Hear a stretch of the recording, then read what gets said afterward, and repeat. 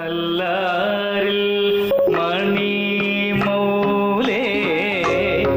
Life അഥവാ ജീവിതം എന്ന ഒരു ലഘുചിത്രം തയ്യാറെടുക്കുന്നു. കലാകാരൻ തന്നെ എല്ലാ കഥാപാത്രങ്ങളെയും അവതരിപ്പിക്കുന്നു എന്നതാണ് ഇതിൻ്റെ ഒരു ചലഞ്ച് എന്ന് പറയുന്നത്.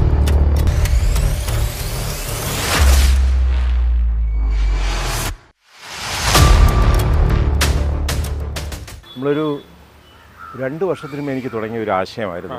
ഇതെന്തെങ്കിലും നല്ലൊരു സാധനം പീസ് ചെയ്യണം, ഒരു മൾട്ടിപ്പിൾ റോൾസ് അതിൽ വേണമെന്നുള്ളൊരു ആശയമുണ്ടായിരുന്നു. അങ്ങനെ നമ്മളിങ്ങനെ പല വായിച്ചും അതുപോലെ നമ്മുടെ ഫ്രണ്ട്സിനോടൊക്കെ ചോദിച്ചപ്പോൾ അങ്ങനെ ഇതിൻ്റെ ആശയം ശരിക്കും പറഞ്ഞാൽ കിട്ടിയില്ല. പിന്നെ ഈ അടുത്ത കാലത്ത് 2 മാസത്തിന് വേണ്ടി ഒരു ഫ്രണ്ട് ശശിധരൻ പുലാപ്പാറ്റ അദ്ദേഹം ഇങ്ങനെ ഒരു ആശയം എഴുതി തന്നു. ഇതപ്പോൾ ഞാൻ വിചാരിച്ചു ഓക്കെ, അത് വായിച്ചപ്പോൾ ഒരു ഫാമിലി ബോണ്ടിങ് ആയിട്ടുള്ള ഒരു സംഭവമായിട്ട് എനിക്ക് തോന്നി.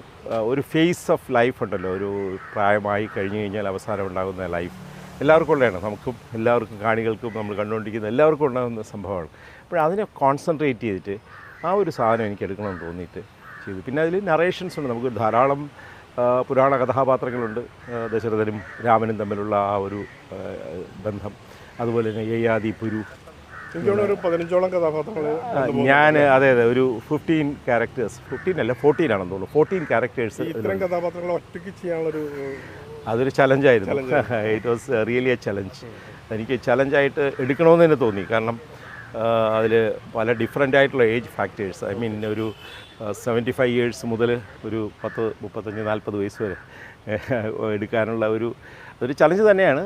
അപ്പോഴും മേക്ക് ഓവറിൽ കൂടെയും ഒക്കെ അങ്ങനെ തോന്നി.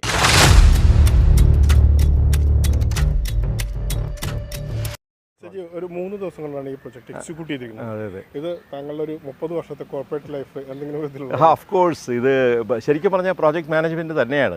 സാധാരണ പ്രോജക്റ്റ് മാനേജ്മെൻറ്റ് എല്ലാവർക്കും അറിയാവുന്നതാണ്. RFQ, റിക്വസ്റ്റ് ഫോർ കൊട്ടേഷൻ മുതൽ അവസാനം പ്രോജക്റ്റിൻ്റെ പല ഫേസസ് ഉണ്ട്. അത് കഴിഞ്ഞതിന് ശേഷം പ്രോജക്റ്റ് എക്സിക്യൂട്ട് ചെയ്തിട്ട് then handing over to the operation team എന്ന് പറയുന്നത് പോലെ തന്നെയാണ് ഇതിൻ്റെ ഒരു പ്രീ പ്ലാനിങ് ഉണ്ടായിരുന്നു. ഏകദേശം 1 മാസത്തോളം ഞാനും എൻ്റെ വളരെ ഉറ്റ സുഹൃത്തായിട്ടുള്ള മിസ്റ്റർ രാജേഷും കൂടെ, അദ്ദേഹമാണ് ഓവറാൾ പുള്ളി കോർഡിനേഷനും എഡിറ്റിങ്ങും എല്ലാം അറിയാവുന്ന ആളാണ്, നല്ല ക്യാമറാമാനാണ് പുള്ളി. ഞാനും കൂടെ അതിനെക്കുറിച്ച് കുറേ പ്ലാൻ ചെയ്തു. അപ്പോഴും നമ്മളൊരു പ്രോജക്റ്റ് ചെയ്യുമ്പോഴും പോലെ തന്നെ പ്ലാനിങ് വേണം. എത്ര മെഗാ പ്രോജക്ട്സ്, ഇത്രയും മൾട്ടി ബില്യൺ പ്രോജക്റ്റ് ചെയ്ത് കഴിഞ്ഞാലും, വെറും ലാക്സ് ഓഫ് റുപ്പീസിൻ്റെ പ്രോജക്റ്റ് ചെയ്ത് കഴിഞ്ഞാലും ആ ഒരു കോൺസെപ്റ്റ് ഞാനിതിൽ അപ്ലൈ ചെയ്തു എന്നുള്ളതാണ് ശരിക്കും പറഞ്ഞു കഴിഞ്ഞാൽ.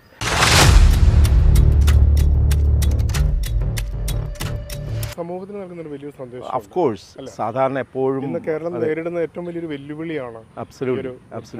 ഞാൻ സാധാരണ കാണുന്നത് എപ്പോഴും നല്ലൊരു വളരെ ഇൻറ്റൻസിറ്റി കൂടിയിട്ടുള്ള റൊമാൻസും, അല്ലെങ്കിൽ പിന്നെ സാധാരണ പാട്ടുകളും, മ്യൂസിക്കൽ ആൽബമൊക്കെ ഞാൻ ചെയ്തിട്ടുണ്ട്. അതുപോലെയല്ല ഇതെന്ന് പറയുന്നത് എനിക്ക് തോന്നിയത്, പ്രത്യേകിച്ച് അബ്സല്യൂട്ട്ലി പ്രേംലാൽ പറഞ്ഞതുപോലെ തന്നെ സമൂഹത്തിന് ഏറ്റവും വലിയ വെല്ലുവിളിയാകുന്ന ഒരു കാര്യമാണ് നമ്മൾ ആ ഒരു ഫേസ് ഓഫ് ലൈഫ് എന്ന് പറയുന്നത്. ഈ വാർദ്ധക്യ ഒരു ഫേസ് 50, 60 കഴിഞ്ഞ് കഴിഞ്ഞാൽ, അല്ലെങ്കിൽ 70 കഴിഞ്ഞ് കഴിഞ്ഞാൽ ഉണ്ടാകുന്ന ഒരു ചലഞ്ച് എന്ന് പറയുന്നത് ഇറ്റ് ഈസ് റിയലി നമ്മളെല്ലാം ഫേസ് ചെയ്തേ പറ്റുള്ളൂ.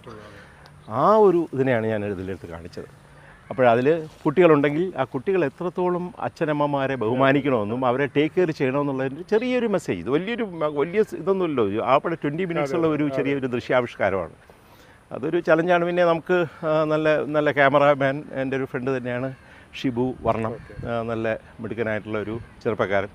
അതുപോലെ തന്നെ Rajesh, overall coordination and editing, ക്യാമറയൊക്കെ അറിയാമെന്നുള്ള ഒരാളാണ്. സിനിലാൽ എന്നുള്ള മേക്കപ്പ് മാൻ. സജിനോട് എനിക്കൊരു കാര്യം ചോദിക്കാനുള്ളത്, വളരെ ചെറുപ്പത്തിൽ തന്നെ നൃത്തം അഭ്യസിച്ചിരുന്നു. അതും ഗുരുഗോപിത അങ്ങനെയുള്ള ഒരു പ്രഗത്ഭനായ ക്ലാസിക്കൽ നൃത്തത്തിൽ നിന്ന് അഭ്യസിച്ചതിന് ശേഷം ഒരു 20 വർഷക്കാലം വിദേശത്ത് മൾട്ടിനാഷണൽ കമ്പനികളിൽ വലിയ തിരക്ക് പിടിച്ച ജീവിതം. അത് കഴിഞ്ഞ് മുംബൈയിലെത്തി റിലയൻസ് പോലുള്ള വലിയ ഒരു കോർപ്പറേറ്റ് ഭീമനിൽ സീനിയർ വൈസ് പ്രസിഡൻ്റായിട്ട് 10 വർഷത്തെ ജീവിതം. ഈ ജീവിതത്തിനിടെ, ഈ കോർപ്പറേറ്റ് ജീവിതത്തിലെ തിരക്കിനിടയിലൊന്നും കൈമോശം വരാതെ ഒരു കലാജീവിതത്തെ കൊണ്ടുനടക്കുകയും വീണ്ടും വളരെ സജീവമായി തന്നെ കലാരംഗത്ത് നിൽക്കാനും ഇങ്ങനൊരു ബാലൻസ് ചെയ്തിട്ടുള്ള ജീവിതം എങ്ങനെയാണ്? വളരെ നല്ലൊരു ചോദ്യമാണ്. ഞാൻ പ്രതീക്ഷിച്ചു ഇതുപോലെ പ്രജ്ഞാനിൽ നിന്നും ഇത് ചോദ്യം. അതിന് പറയാനുള്ള ഒരൊറ്റ വാക്കും ഉത്തരവെന്ന് പറയുന്നത് ഗുരുഭ്യോ നമഃ നമ്മൾ പറയും. ഗുരുക്കന്മാരെ എപ്പോഴും വണങ്ങി നമ്മളെ മാതാപിതാ ഗുരു ദൈവം എന്ന് പറയുമ്പോൾ പോലെ തന്നെ ഗുരുക്കന്മാരുടെ വണങ്ങുക. ഏറ്റവും വലിയതായിട്ട് എനിക്ക് വണങ്ങാനുള്ളത് ഇത്തരത്തിൽ പിന്നെ നമിക്കാനുള്ള ഒരേ ഒരു പേരെന്ന് പറയുന്നത് ഗുരു ഗോപിനാഥ് തന്നെയാണ്. നാട്യകലാ ചക്രവർത്തി, നടനകലാ ചക്രവർത്തി ഡോക്ടർ ഗുരു ഗോപിനാഥ്. അദ്ദേഹത്തിന് ഒരു 10 വർഷത്തിലേറെ പഠിച്ചു. അത് വളരെ ഡീറ്റെയിൽ ആയിട്ട് മെയ് അഭ്യാസം മുതൽ അങ്ങനെയുള്ള പഠിച്ചതുകൊണ്ടായിരിക്കാം എനിക്ക് ഇപ്പോഴും ചെയ്യാനുള്ള അത് നൃത്തം മാത്രമല്ല, നൃത്ത നാടകങ്ങളായാലും ശരി, അഭിനയം എനിക്ക് ഒരു വളരെ ഈസി ആയിട്ട് ചിലപ്പോൾ തോന്നുകയാണ്. അതിന് ഭയങ്കര ടഫായിട്ടുള്ളൊരു കാര്യമാണ്. കഥകളിയോ കൂടിയാട്ടം, അതുപോലെ തന്നെ കേരള നടനം പോലെയുള്ള കലകൾ, അത് സിനിമയിലും സീരിയലിലും ഒക്കെ അതും ചെയ്തു, സീരിയലൊക്കെ ചെയ്തു. എനിക്ക് അതിൽ നിന്നൊക്കെ ഒരു വ്യത്യസ്തമായിട്ടായിരുന്നു എനിക്ക് ഗുരുജിയുമായിട്ടുള്ള അനുഭവം. അദ്ദേഹം മരിക്കുന്ന സ്റ്റേജിലുണ്ടായിരുന്ന ആളാണ് ഞാൻ. അദ്ദേഹം പഠിപ്പിച്ച് വർഷങ്ങളോളം പഠിച്ചു, അത് ചെയ്തു. അത് എന്നെ ഇംപ്രവൈസ് ചെയ്യാൻ വേണ്ടിയുള്ള ആ ഫ്രെയിം വർക്കിൽ നിന്ന് എന്നെ ധാരാളം നൃത്ത നാടകങ്ങളായാലും ശരി, നൃത്യ നാട്യഭാവങ്ങളെ ഉൾക്കൊണ്ടുകൊണ്ട് ചെയ്യാനുള്ള ഒരു മനസ്സ് തോന്നുന്നതിൻ്റെ പ്രധാന കാരണം ഞാൻ വിചാരിക്കുന്നത് ഗുരുജിയുടെ അനുഗ്രഹം തന്നെയാണ്. അത് തന്നെയാണ് എൻ്റെ റീസൺ, അതാണ്. അതുപോലെ നവരസങ്ങളൊക്കെ നമുക്ക് അഫ്കോഴ്സ് നാടകത്തിലാണെങ്കിൽ ശരി, ഇതുപോലെ കഥകളിയിലാണെങ്കിലും കേരള നടനത്തിൽ ഭയങ്കരമായിട്ട് എക്സാജറേറ്റ് ചെയ്തിട്ട് കാണിക്കണം.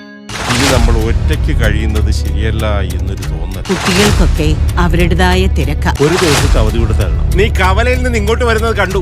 5 പുത്രന്മാരാൾ സമ്പന്നനാണ് ഞാൻ. എന്റെ കാലം ഞാൻ ജീവിച്ചു തീരുമ്പോൾ. അപ്പോൾ വ്യത്യസ്തമായിട്ടുള്ള ഒരു ഫിലിമുമായിട്ടാണ് വരാൻ പോകുന്നത്. ചെറിയൊരു ഷോർട്ട്, അതെ ഒരു short movie. Thank you very much my dear friend. Thank you.